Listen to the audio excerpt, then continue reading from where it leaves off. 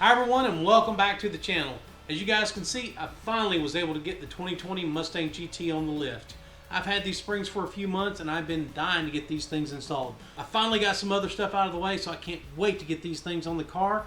Also, at the end of this video, I'm going to be installing those wheels and tires that are the Shelby CS3 wheels, and that is really going to take this package to the next level. Now guys, I want to say this, while I've got this car on the lift, it's probably going to be 2 or 3 videos. So at the end of this video, you may see some other things that have happened, like I will be painting these calipers, but that's going to be a separate video. So what I'm installing today is the SVE Series 5300C progressive rate springs. I know these things don't lower it a lot, but I don't want to really sacrifice the ride. And you know, this is a touring car, so I don't want it to be uncomfortable to ride. But it does need to get a little bit of that wheel gap going. So we'll see how well these do. It's a pretty straightforward process. I'm going to take you guys along for the ride, and we'll get to it.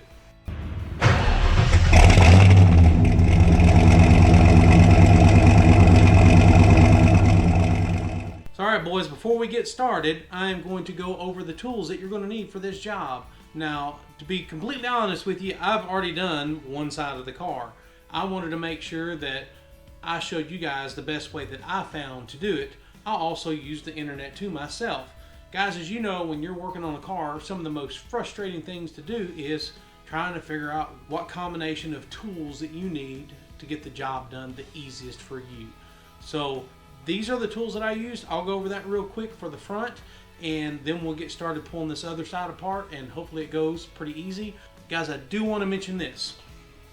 This could be a one-person job, but I found very quickly that when I was putting that spring back onto the strut, it would have been super handy to have an extra set of hands just getting all that lined up. You'll see what I'm talking about here in a minute. I'll go through the assortment of tools that I pulled together for this job. I went ahead and got my air impact and also my small 1/4" impact. I've got a clip removal tool. I've got a 17mm open end box end wrench. I've got a 15mm short. I've actually 3/8 drive on that. I've got a 3/8 drive deep well 15. I've got an 18 deep well. I also have a swivel for the 3/8 drive stuff. I also have, this is a 21. And also, if you don't have a 21, I didn't have a 21 deep well, but 13/16 is basically the same thing as a 21mm. And for 24mm, you need a deep well, or a 15/16 is also pretty much the same thing as a 24mm.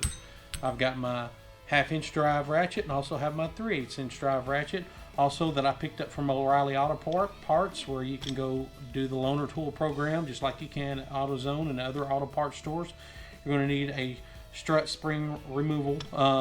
They make 2 different styles. You do need the kind that actually clips on either side of the spring, and we'll get to that here in a minute. Alright guys, the first thing we need to do is get this caliper out of the way. Once we get it out of the way, we'll be able to set it right here on the K-member, which is actually right above the camera. So they put a lot of the blue Loctite on these calipers. My 1/4" would not touch it on the other side, my 1/4" impact. Yeah, I could get the big 1/2" impact on here, but we got this bolt here, and then this one here is the 2 that you got to get out.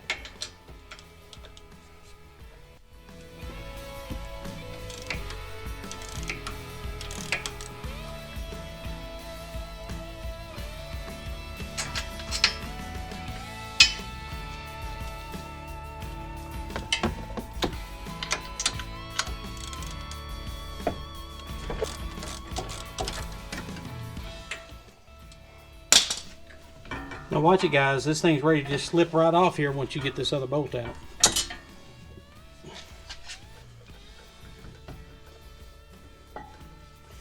Take it and set it up here on the K-member. Now that we got that up here, we'll go ahead and take the rotor and get it out of the way. Alright guys, next thing we're going to do, we're going to go ahead and remove both of these ABS sensor clips.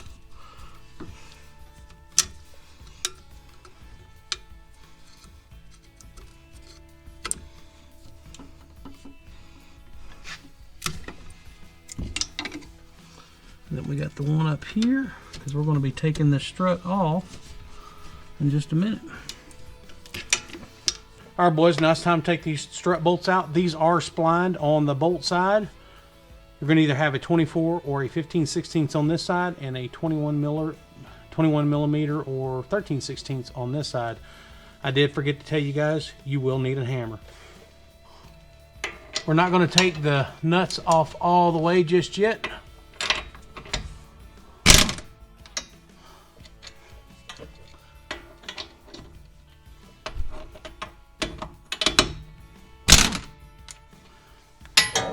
Alright guys, now we're going to go ahead and knock these bolts out, not all the way yet, but just to get past the spline. Then we're going to go up top and loosen the 3 15 millimeter strut tower nuts up top, but we're not going to completely take those out either.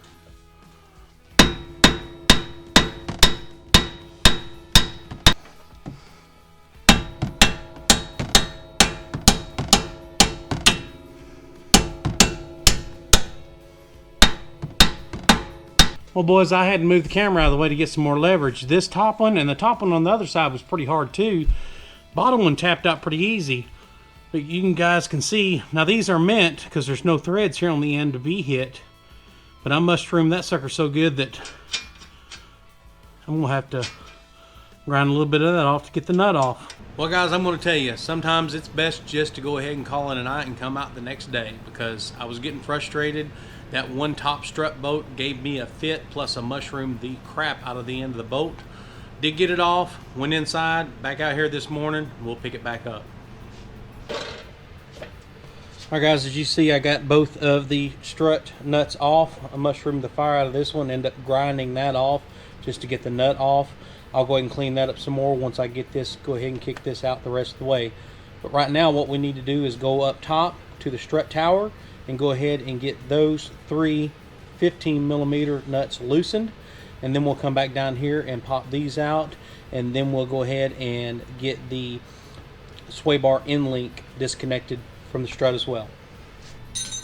Alright boys, so we're just going to loosen these. We are not going to completely remove them.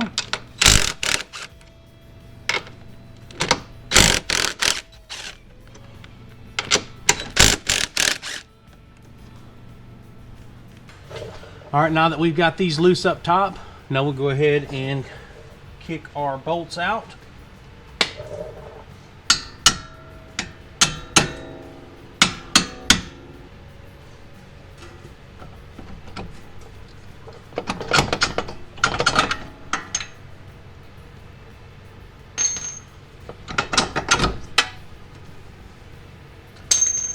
Now we're going to get our 17 millimeter open end wrench and our 18 millimeter deep well, and we'll get this end link off.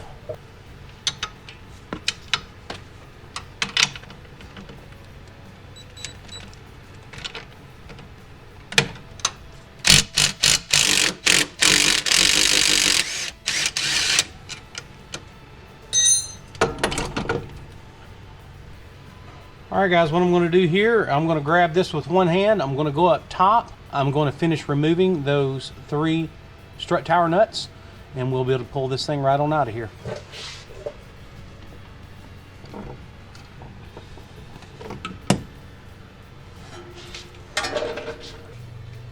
Alright boys, I've got it set up over here on the workbench. I found on the other one is that you'll see these 2 notches right here. That was the only place I could really find where once you put your spring compressors on here, that way the threaded rod that's in here isn't pushed out by the edge. So it won't be completely opposite, but it'll be pretty close. What we're going to do is just going to tighten down a little bit on either side till this starts separating from your plates, and then we'll actually take the nut off, the strut nut here at the top.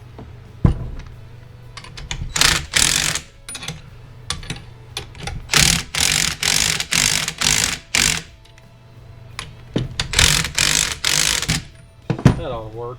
I mean, I see it separating from here, so it ain't like it's gonna. The thing is, if you don't get this compressed enough, you'll start taking this nut off, and all this will just shoot off the end, and that would be a bad day. So we'll take that, thread protector off. And here's where you're going to use your, I think this was 21 millimeter, or that would be 13/16 deep well.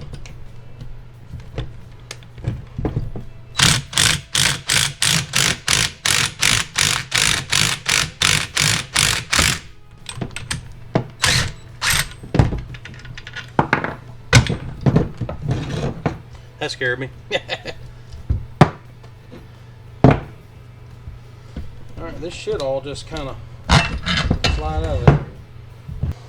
Alright guys, so our next step is we want to go ahead and get the bump stop inserted into the dust boot. Now you'll notice you'll want to get past that point right there, because you can actually just snap it in right here in the end and you could think you're done.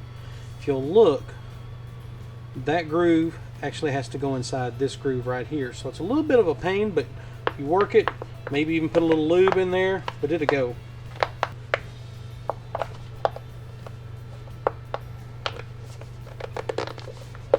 And there it is.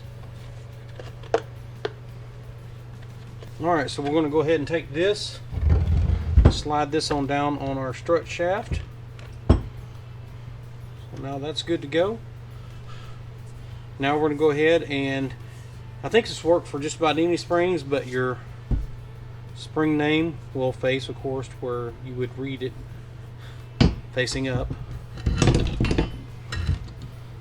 I'll get the spring isolator back in here, because I pulled it off to clean all the crud out of it. I cleaned all this up, guys, so it's not a bad idea while you have all this stuff apart to go ahead and clean it up and get any of that crud out of here. I'm like, why not? Alright. Now that we've got that, we're going to go ahead and prepare to get these on here. What you're going to want to do is get this to where you can see where it's going to be right here, and got to make sure this bottom of the spring is right here on this isolator perch, right there like that. Now you got to take into consideration, and this again is where a second set of hands would be super handy, because now you got this here, and now you got to decide where are you going to go ahead and put your spring compressor, which we'll do the same way here. We'll get the one on, and then we'll kind of get it positioned up. This is the part that's kind of a pain, guys. After some finagling, I realized there's a smarter way to put the spring back on. Now, of course, when you're going to take the factory spring off, you want to have to where you can get your impact, of course, on the top, so you don't have to sit here and wrench at the bottom. If you're going to put this thing back on, you really run into a lot of trouble trying to make sure your spring perch on the oscillator is lined up properly, and with these threaded rods trying to go around this perch. So I got to thinking it would be a lot easier just to flip these around and have the spring off, go ahead and tighten them down, and then slide it on here. There will be one side that you're just going to have to take a wrench on to get it off versus your impact. But I think that's going to make it a lot easier to get everything lined up, and these threaded rods here will actually clear your tower perch and your oscillator just fine. So we're going to try this. I got a little bit more we need to go ahead and tighten these down a little more, and we'll see if it works.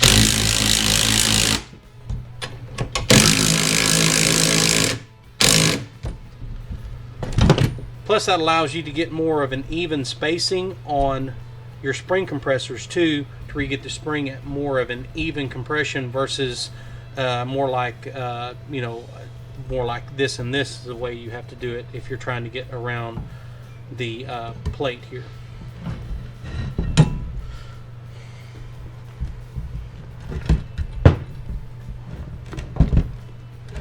So now I'm able to just line that up right here at the bottom just fine. Get this box to help me hold this up.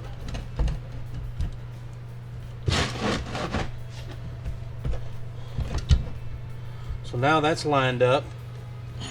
Now you'll notice also on your oscillator on the top, it does have a groove here that you're going to want to line up with the top of the spring tail.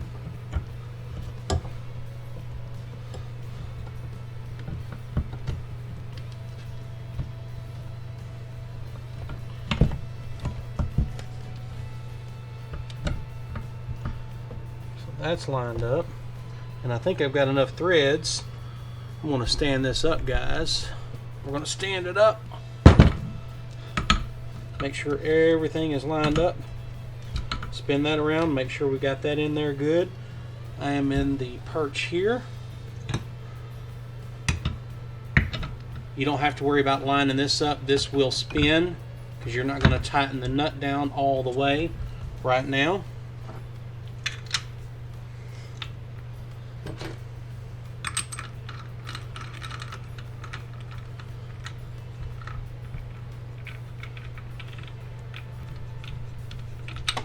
So now that's got plenty of threads on there. Now I can go ahead and take these off. And guys, you can kind of see what I was talking about. It's like I'll be able to get the impact on this one no problem. This one here I'm going to have to take and get the ratchet. I'm going to just have to take an open end wrench to get that one off.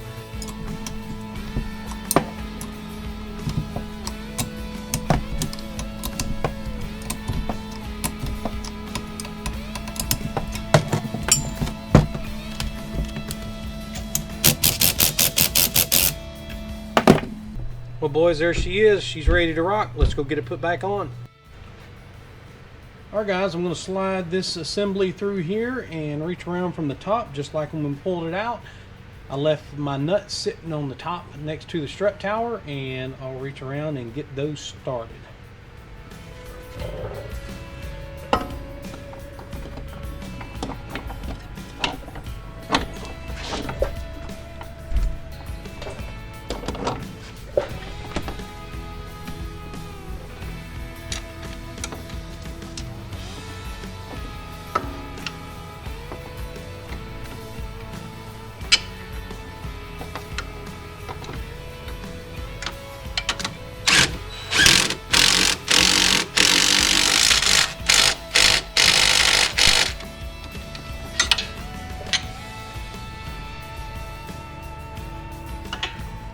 Bottom one I would say is probably the easiest one to line up.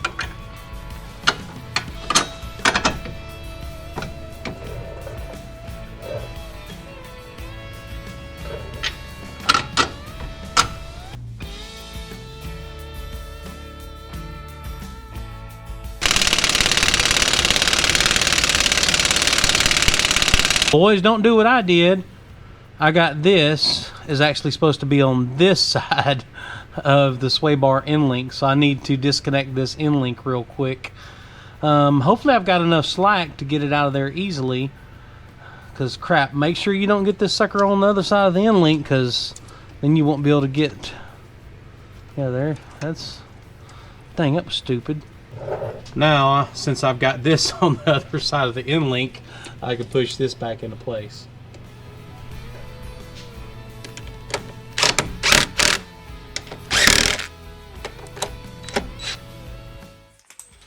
And the last thing not to forget, let's go ahead and get this strut nut tightened.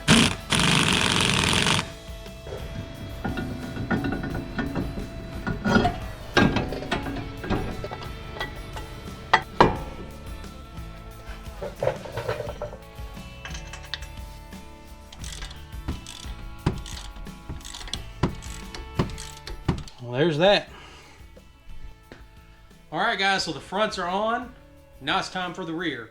I do believe the rear is going to be a whole lot easier. Before we get started, I'll go over the tools that I've gathered up, and I'm pretty sure this is everything that I'm going to need. So I've got both of my impacts here ready, my air and my just small 1/4 inch DeWalt impact. I've got a 13 millimeter. I've got a 15 millimeter deep well. I think that is the top of the strut nut. Probably need a deep well, but I went ahead and got a 15 just standard as well. Also I've got an 18 millimeter, and I've got a 21 millimeter.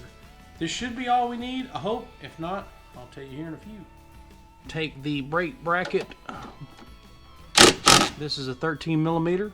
Go ahead and take this out so this doesn't get pulled tight when we have to lower the IRS just a little bit to get the springs out.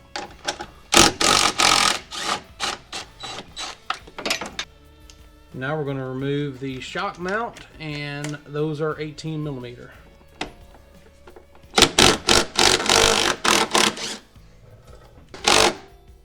We just need to take this cap off here, this dust cap. Yeah, you just unscrew it actually. There we go.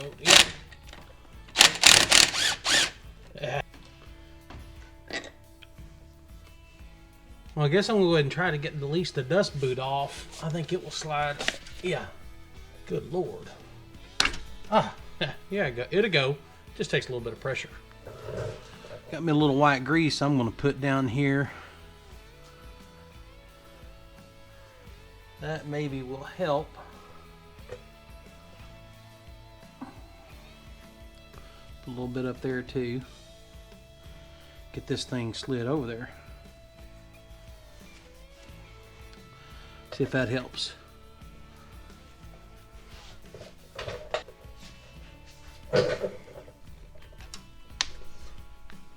Got it. Get our dust boot back on here. Now I'm ready to go ahead and take out the IRS mounting bolts. So I was originally going to use my transmission jack underneath the differential, but I got to looking and I don't think that's going to allow me to have as much flexibility on the one side. Because guys, this is an important note. You do not want to disconnect your IRS on both sides at the same time. Do only one side at a time. That way you don't get your car out of alignment. It's still possible actually to get your car out of alignment, so it's not always a bad idea to go take it to a shop after you do this just to double check it. So what I'm going to do, instead of using that, guys, you can see my jobber here. I've just got my 4x6 and I've got it supported direct on the IRS cradle. That way all of that is supported, and now we're ready to go ahead and take out these. Now, one tool that I did not mention, because I got to looking, now I was going to, you can do this of course with a ratchet if you got a low profile ratchet, but your sway bar gets in the way right here and your exhaust is right here. So if you're just going with a straight extension, it's really tough to get on the boat. So I've got a swivel on here that's going to help get this out just a little easier.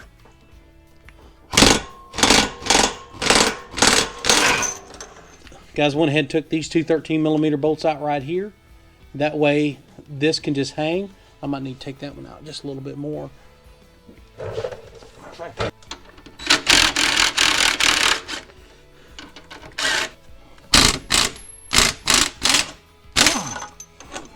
So I'm going to go ahead and slowly lower down the cradle while still keeping some support on it.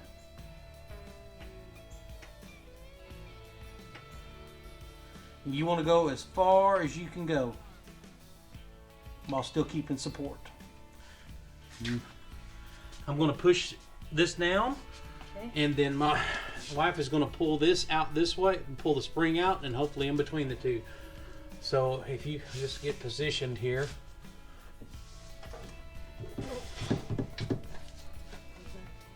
We're close. This whole thing coming out? Yeah, all that comes out. But okay. There's a metal lip. Okay. That's, you were almost there. You kind of.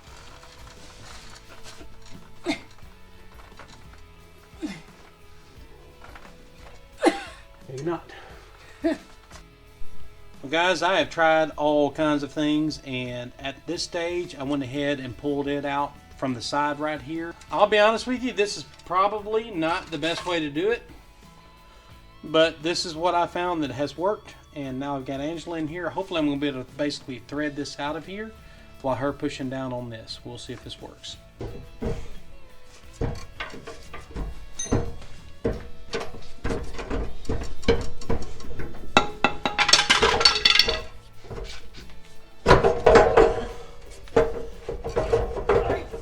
Alright, babe. We're good. You alright? Yeah, you're good. Basically thread this thing out of here. Good Lord. What a pain in the butt. Guys, yeah, that's a pain. Well, guys, that was pretty dang eventful. Finally got that thing out of there. Now, I know for a fact going back in is a lot easier. Just make sure your spring isolator there on the bottom is positioned good. I went ahead and pulled mine out, it's kind of a no-brainer. It's got grooves where it's got to sit in there. Cleaned everything up real good, get all the grime out of there, and cleaned the top one as well. Again, the top one is also pretty much a no-brainer. You pretty much just stick it on there and turn it till you can't turn it anymore. Now you're ready to go in. All right, we'll see how easy this goes in.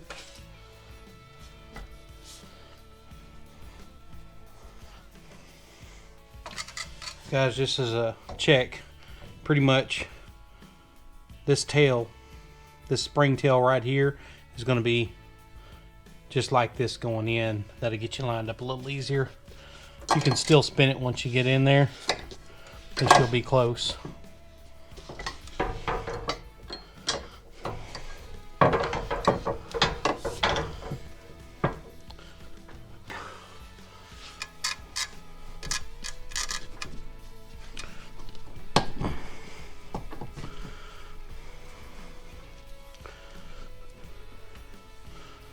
These are going back in.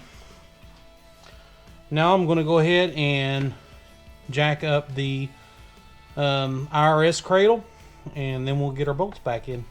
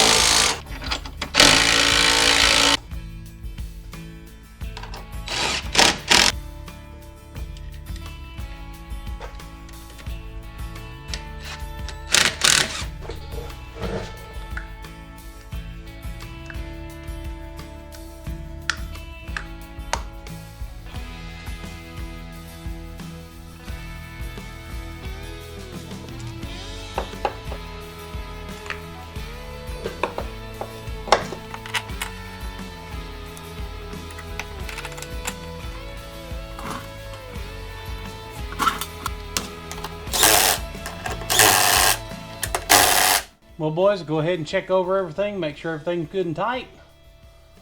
And I believe she's done. Well, boys, finally got it done. I'll be honest with you. I would not call this an easy job. I've put springs in box bodies many times, and this is way more difficult. I'm not trying to discourage anybody from doing this job. And part of it was a learning experience for me, but hopefully I brought you along for some of the trials and tribulations to see just how difficult it can be. Hopefully I helped you out with the front springs. Actually, the fronts are pretty easy once you figure out just the right place to put your spring compressors and actually flipping it around on when you're putting it back on. That's a key moment. And then on these rears, I'll be honest with you guys, hey, if you've done it and you know a better way to get this spring out of the rear, because I'm telling you, to push this down far enough to get it over that spring perch, I can't see it happening. That's why we end up having to take it out of the side, which then the exhaust is in the way and your rear sway bar is in the way. I don't know. At the end of the day, we got it done. And I will, so I'm going to be doing some more filming today. I'm actually going to be painting these calipers. They'll actually be red, but I'll do a separate video on painting the calipers. Alright guys, I'll catch back up with you after I get these calipers painted for that other video. We'll get the wheels back on. The next day. As you can see, calipers are now painted. You missed that video? You want to go ahead and click on this card right now. Because I'm super excited to be able to get this car off the lift, get the wheels on it, and get this thing so I can see where it's going to sit now versus the way it was before. I've got to get this car uptown. I've got some pre-footage of the car when it was bone stock, wheels, ride height, all that stuff, and get you guys some really, really good before and after footage. Now it's time to get these wheels back on this car.